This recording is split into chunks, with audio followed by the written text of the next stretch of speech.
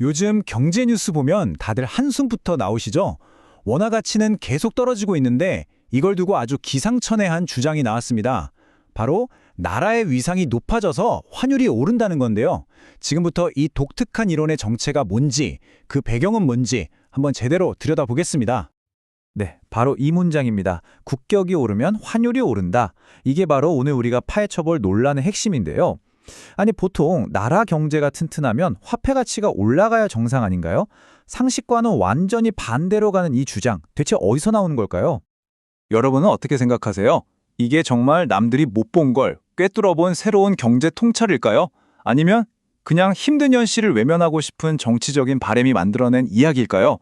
지금부터 그 속을 한번 들여다보죠. 자, 그래서 오늘은요. 먼저 이 놀라운 국격 이론이라는 게 대체 뭔지부터 좀 알아볼 거고요. 그리고 높은 환율이 실제 우리 경제에 어떤 영향을 미치는지, 또 정부는 어떻게 대응하고 있는지 살펴보겠습니다. 이어서 빠질 수 없는 정치권의 책임 공방, 마지막으로 우리 경제의 불확실한 미래까지 차근차근 짚어보겠습니다. 자, 그럼 첫 번째 이야기부터 시작해볼까요? 바로 논란의 중심에 선 국격 이론입니다. 아니, 도대체 이런 아이디어는 어디서부터 시작된 걸까요? 모든 논쟁의 시작점은 바로 이 숫자입니다. 1430원.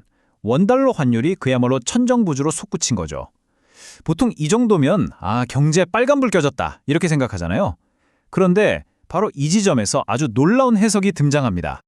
그게 바로 국격 이론이라는 겁니다.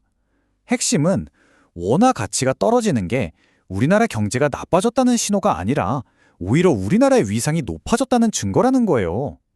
좀 황당하게 들리시죠? 이번 분석을 보면 이런 주장이 현 정부 일부 지지층에서 나오고 있다고 하네요. 자, 그럼 이 국격 이론은 잠시 접어두고요. 현실로 돌아와서 이렇게 환율이 높으면 실제 우리 경제, 우리 살림살이에는 어떤 일이 벌어지는 걸까요? 바로 이 지점에서 국격 이론이 경제학 교과서랑 정면으로 충돌하는 거죠. 왜냐하면 원래 환율이라는 건 그 나라 경제의 건강 상태를 보여주는 성적표 같은 거거든요. 일종의 국가 신용등급인 셈이죠. 환율이 오르면 마치 도미노처럼 줄줄이 문제가 생깁니다. 자, 보세요. 일단 원화 가치가 떨어지니까 똑같은 물건을 수입해도 돈을 더 줘야 하죠. 그럼 기업들은 원자재 값이 비싸지니까 생산 비용이 올라가고요. 그럼 그 부담은 누구한테 갈까요? 결국 물건 값에 반영돼서 우리 소비자들 지갑만 얇아지는 겁니다. 이게 확 와닿는 예가 바로 아이폰이죠. 애플 본사에서는 이번에 가격 안 올렸거든요. 그런데 우리나라에서만 20만 원이나 비싸졌어요. 왜? 순전히 환율 때문입니다. 이게 바로 환율이 우리 실생활에 미치는 영향인 거예요. 근데 문제가 여기서 끝이 아니에요. 더 심각한 건 외국인 투자자들이 한국 경제 불안한데? 하면서 돈을 싹 빼갈 수 있다는 거죠. 그럼 주식시장은 어떻게 되겠어요? 흔들릴 수밖에 없고요. 또 수입 원자재로 먹고 사는 기업들은 큰 타격을 입고 이게 또 물가를 자극해서 인플레이션이 걷잡을 수 없이 심해질 수도 있습니다. 자, 상황이 이렇게 심각한데 그럼 정부는 뭘 하고 있을까요? 이번 분석에서는 정부의 대응 방식에 대해 아주 따끔한 지적을 하고 있습니다. 그 비판의 한가운데에 있는 게 바로 관세 대응 바우처라는 정책입니다. 이름이 좀 어렵죠? 이게 대체 뭘까요? 아주 간단하게 설명해 드릴게요.